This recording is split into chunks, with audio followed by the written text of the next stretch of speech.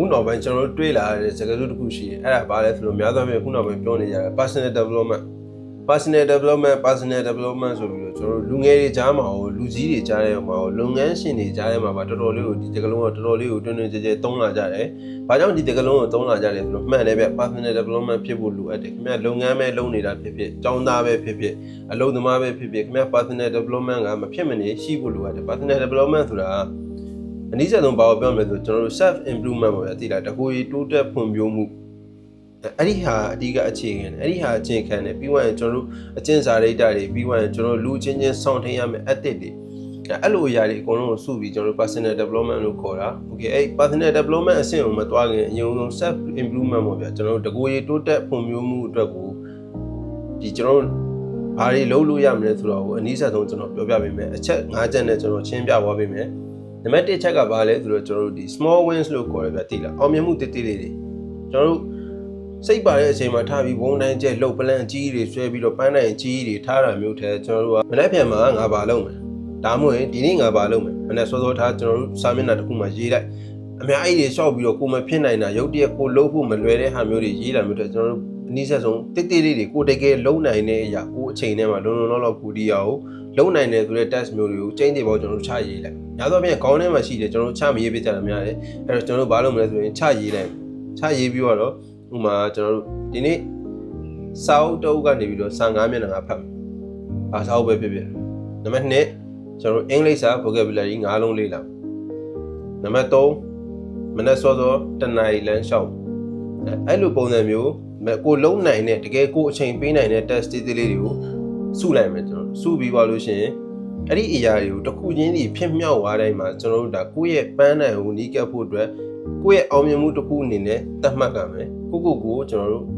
appreciate လုပ်အောင်ကိုတကယ်ဒီအောင်မြင်မှုတစ်ခုကိုလုပ်လိုက်နေဒါအောင်မြင်မှုပဲအဲ့လိုတေး small win လေးတွေအများကြီးစုပြီးတော့မှခင်ဗျားလိုချင်တဲ့အိမ်မက်ကိုရောက်မှာပန်းနိုင်ကိုရောက်မှာတကယ်စုအကြီးတွေရဖို့အတွက်ကိုအဲ့ small win လေးတွေကဒီစိတ်ပိုင်းဆိုင်ရာဒီ mental health အတွက်ကိုအများကြီးကျွန်တော်တို့အကျိုးပြုတယ်တဖြည်းဖြည်းခင်ဗျားကိုယုံကြည်မှုအများကြီးတိုးတက်လာငါလုံနိုင်တယ်ငါဒီတေးလေးတွေတော့လုံနိုင်တယ်အဲ့ဒီတေးလေးတွေကိုခင်ဗျားနေ့စဉ်ရက်ဆက်ဆွဲပြီးလုပ်သွားတဲ့အချိန်ကြလို့ရှိရင်ဘာဖြစ်မလဲဆိုတော့အကြီးတွေကိုလောက်ခံနေချိန်ကြလို့ရှိရင်ခင်ဗျားရင်ထဲမှာယုံကြည်ချက်ကပြပြဝဝကိုခင်ဗျားထင်ထားတဲ့ပုံပြီးအများကြီးရှိနေတယ်ဒါကတကယ်ကိုကျွန်တော်တို့စမ်းသပ်ချက်တွေအများကြီးလုပ်ပြီးတော့မှဒီ small win တွေရဲ့အရေးပါမှုကိုတိုင်းတာပြီးတော့ထုတ်ထားတဲ့ result တွေကိုနေ့စဉ်ကိုလုံနိုင်တဲ့လုပ်ငန်းဆောင်တာ to do list ဖြစ်ဖြစ်ခင်ဗျား must do list ဖြစ်ဖြစ်ဘာပဲဖြစ်ဖြစ်ရေးပြီးတော့လို့ရှိရင်ဖြစ်အောင်လုပ်ပြီးရင်ကျွန်တော်တို့တစ်ခုပြီးတိုင်းမှာ marketing တစ်ခုပေးတာကိုယ့်ရဲ့အောင်မြင်မှု success တစ်ခုအနေနဲ့ကို appreciate လုပ်ရမှာဒါကနံပါတ်1ချက်ကျွန်တော်တို့ small win လေးတွေရေးပါဖို့နံပါတ်2ချက်ကကြတော့ကျွန်တော်တို့ skill set တစ်ခုကိုကျွမ်းကျင်အောင်ပြဝကျွန်တော်တို့လိုက်လေ့လ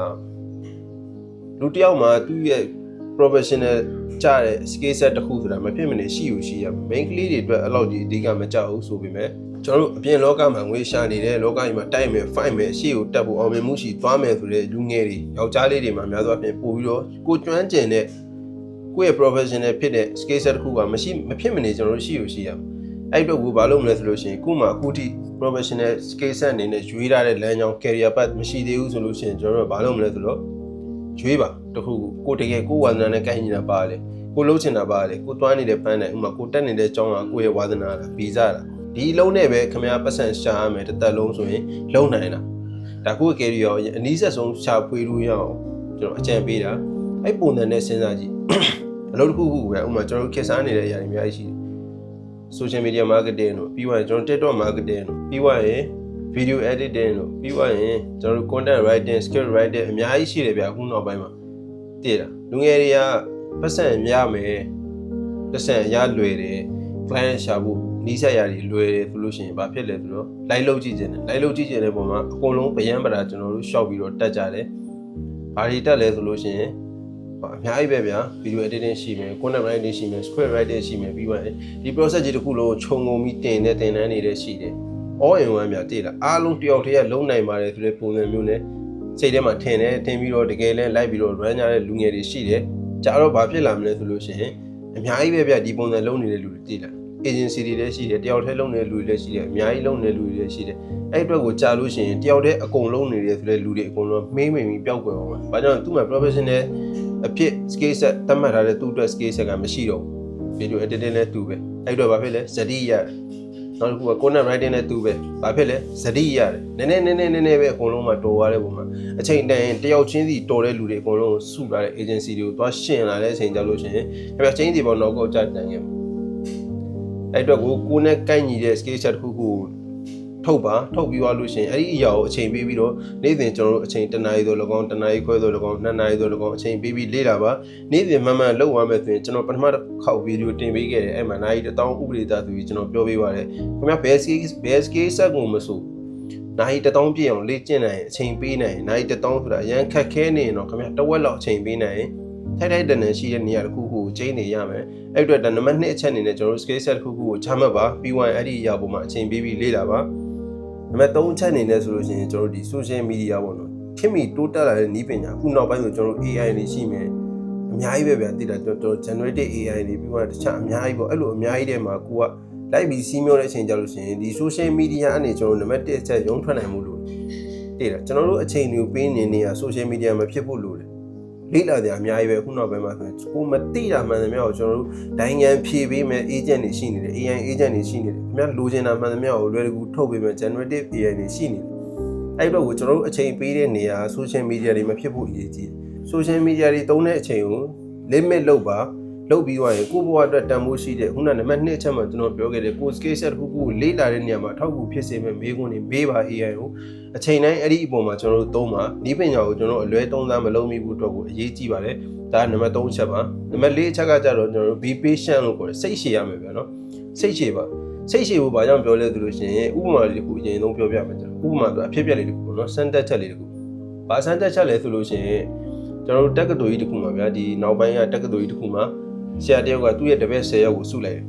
အသက်10နှစ်အောက်ကလေးတွေ10နှစ်အောက်ကလေး10ယောက်ကိုဆရာစုလိုက်တယ်စုပြီးသူတို့အရှိမစားတော့ခုံလေးတွေထားပြီးတော့ကျွန်တော် marshmallow လို့ခေါ်တဲ့စားစရာလေးတွေတယောက်တစ်ခုစီတင်ပေးတဲ့ဇပွဲတွေပေါ့တင်ပေးထားပြီးတော့ဆရာကလေးတွေကိုဘာပြောလဲဆိုလို့ရှိရင်နောက်တနားရီအတွင်းဒီ marshmallow ကိုလုံးဝမစားဘဲနေနိုင်တဲ့လူကနောက်တစ်ခုထပ်ရမယ်နှစ်ခုရမယ် marshmallow စားလိုက်တဲ့လူကတော့ရတဲ့တစ်ခုပဲရမယ်ပေးထားတဲ့တစ်ခုပဲရမယ်အဲ့ဒီမှာကလေးအများစုကကလေး6ယောက်9ယောက်လောက်ကဘာဖြစ်လဲဆိုတော့မခံနိုင်ဘူးတောက်မခံနိုင်ဘူးသူတို့စားကြမျိုးတော့စားကျင်တဲ့အတွက်ကိုသူတို့စားလိုက်ကြတယ်သူတို့ကပေးထားတဲ့တစ်ခုပဲရတယ်နောက်ကျန်တဲ့3ယောက်လောက်ကတကယ်ကိုစောင့်တယ်သူတို့နှစ်ခုလိုချင်တဲ့အတွက်ကိုအချိန်တနာယူသူတို့တီးခံပြီးစောင့်တယ်စားနေတဲ့ကလေးတွေကိုကြည့်ပြီးတော့သူတို့ကိုဖြည့်သိမ့်တယ်ငါနှစ်ခုရမယ်ကွာအဲ့ဒီပုံစံဖြည့်သိမ့်ပြီးသူတို့ကစိတ်ရှည်ရှည်နဲ့စောင့်ခဲ့တဲ့အတွက်ကိုတကယ်အချိန်တနာရီပြည့်သွားတဲ့အချိန်မှာဒီကလေးတယောက်စီကနှစ်ခုစီရပါတယ် marshmallow နှစ်ခုရသွားတာအရေးကြီးလားဆိုရင်အရေးမကြီးဘူးဘာအရေးကြီးလဲဆိုလို့ရှိရင်ဒီကလေးတွေအချိန်ပေးပြီးစောင့်ခဲ့တဲ့ကလေးတွေနဲ့မပေးဘဲစောင့်ခဲ့တဲ့ကလေးတွေကိုအသက်ကြီးလာတဲ့အချိန်မှာသူတို့ရဲ့စမ်းသပ်ချက်ကဲနောက်က dragon လိုက်တဲ့အချိန်မှာဘာဖြစ်လဲဆိုတော့တကယ်ကိုခင်ဗျာအဲ့အချိန်ပေးပြီးနှစ်ခု marshmallow ယူသွားတဲ့လူငယ်တွေအကုန်လုံးဒီပါတကယ်ကိုထိုက်တန်တဲ့မြင့်မားတဲ့အစင်တန်းတစ်ခုမှရှိနေတော့သူတို့တွေ့ရတယ်တကယ်ကိုထိုက်တန်တဲ့ robot ကြီးမားတွေကိုသူတို့ accept လုပ်နေတော့တွေ့လိုက်အဲ့ဒီအချိန်မှာကျွန်တော်တို့ဗာတိရလဲဆိုတော့ကျွန်တော်တို့တိကိစ္စတွေကျွန်တော်တို့လိုချင်နေရတယ်ရှိတယ်အင်ကြီးတဲဆိုလဲကျွန်တော်တို့အသက်ထွန်းအားအဝိရွှေကြီးရဲ့ဘာညာကိုလိုချင်ပြန်ပြီပြီးတော့လို့ရှိရင်ကျွန်တော်ရေမွေးဆိုလဲလိုချင်ပြန်ပြီဖုန်းဆိုလဲအသက်လဲချင်ပြန်ပြီအဲ့ဒီတိလေးတွေကိုခင်ဗျအချိန်ပေးပြီးမဆောင်ရတယ်ကိုမှရှိတဲ့အမောက်တွေနဲ့ကိုနိုင်တာအများတန်းဝယ်မယ်လုံးမယ်ဆိုလို့ရှိရင်အချိန်တစ်ခုရောက်တဲ့အချိန်ကြလို့ရှိရင်ခင်ဗျကြီးမားreward တွေရဖို့အတွက်ကိုအဲ့ဒီအခက်အခဲဖြစ်သွားလိမ့်မယ်ကြားထဲမှာလာပြီးခုနေလဲဂျန်တုံးဖြစ်သွားလိမ့်မယ်အဲ့တော့ကျွန်တော်တို့က reward ကြီးမားတွေလိုချင်တယ်ဆိုလို့ရှိရင် be patient စိတ်ရှည်ပါကျွန်တော်တို့စိတ်ရှည်မှာခင်ဗျလိုချင်တဲ့ပန်းတွေကိုရောက်မှာလိုချင်တဲ့ reward ကြီးမားတွေကိုရမှာဖြစ်ပါတယ်နံပါတ်5အချက်အနေနဲ့ကတော့ကျွန်တော်တို့ဒီ mental health ပေါ့နော်စိတ်ပိုင်းဆိုင်ရာကျန်းမာရေးကိုမဖြစ်မနေကျွန်တော်တို့ဂရုစိုက်ပါလူတော်တော်များများကျွန်တော်တို့ကိုယ်ခန္ဓာကြန့်ခိုင်မှုကျန်းမာဖို့အားရှိဖို့စားတော့တွေစားတယ်ကျွန်တော်တို့လေ့ကျင့်ခန်းတွေလုပ်တယ်ဒါပေမဲ့တကယ်တည်းကျွန်တော်တို့အဲ့ခန္ဓာကိုယ်အင်အားရှိအောင်ကျန်းမာအောင်လုပ်တယ်လို့ကျွန်တော်တို့စိတ်ခံစားချက်ပဲဆန်ရအောင်လဲအင်အားရှိအောင်ကျွန်တော်တို့နေ့တိုင်းကြိုးစားနေရမှာဖြစ်ပါတယ်စိတ်အနှောက်အယှက်ဖြစ်နေမဲ့အရာတွေရှိတယ်ဗျာတိလိုက် disturb တွေခင်ဗျားတို့မတိလိုက်ပဲနဲ့ခင်ဗျားတို့စိတ်ထဲမှာအမိုက်တွေဝင်ပြီးပုံသွားတဲ့အရာတွေအများကြီးရှိတယ်ခန္ဓာကိုယ်ကြီးတစ်ခုလုံးကိုမောင်းနေမှုအတွက်နံပါတ်1အလေးကြီးဆုံးအင်အားကခင်ဗျာစိတ်ကလာအဲ့လိုမဟုတ်ဘဲနဲ့ခင်ဗျာအကယ်စိတ်မှာကိုယ်ကစိတ်ကအဆင်မပြေဘူးလှုပ်ချင်တဲ့ကြိုင်ညင်သိမ့်မရှိဘူးဆိုရင်ခင်ဗျာခန္ဓာကိုယ်ကဘယ်မှရွေးမှာမဟုတ်ဘူးအခုနောက်ပုံမှာပြောခဲ့တဲ့အချက်၄ချက်ကိုလှုပ်ဖို့နေသက်သက်တစ်ချက်တော့ခင်ဗျာလုံးနိုင်မှာမဟုတ်ဘူးအဲ့တော့ကျွန်တော်ဒီ mental health ကိုလည်းစနစ်တကျကျွန်တော်တို့ကျမ်းမအောင်လှုပ်ထားဖို့လိုတယ် စိတ်နဲ့ပတ်သက်တဲ့အနောက်ချက်တွေဒီစိတ်ခံစားချက်ပိုင်းဆိုင်ရာစိတ်ကိုဖြူစင်တန်းရှင်းဆိုတော့ကျွန်တော်တို့ဘယ်လိုထားလို့ရမလဲဆိုတဲ့ဟာတွေအကြောင်းအရာအသေးစိတ်ကိုကျွန်တော်နောက်နေ့ကျရင်ဗီဒီယိုတစ်ပုဒ်လုပ်ပေးပါမယ်ဒီအကြောင်းနည်းနည်းကြည်ကြည်လေးရှင်းပြမှအဆင်ပြေပါဒီနေ့တော့ကျွန်တော်ဒီ self improvement အတွက်လိုအပ်တဲ့အချက်5ချက်ကိုကျွန်တော်ပြောပြပေးပြီးပါပြီလိုက်လို့ဖို့စံနာရှိတဲ့လူတွေအောက်မှာကျွန်တော်တို့ comment ပိုင်းရေးလို့ရပါတယ်ကျွန်တော်ကိုယ်တိုင်နဲ့စပြီးပြောင်းလဲမယ် self improvement တိတိလေးတွေ small win လေးတွေကိုချမှတ်ပြီးတော့သွားမယ်ဆိုတဲ့ပန်းနိုင်နဲ့ကျွန်တော်လည်းလျှောက်လန်းနေပါတယ်အဲ့တော့လျှောက်လန်းနေတဲ့ညီကိုချင်းချင်းအစမပြေတာရှိရင် comment မှာမှန်းခဲ့လို့ရပါတယ်ကျေးဇူးများတင်ပါတယ်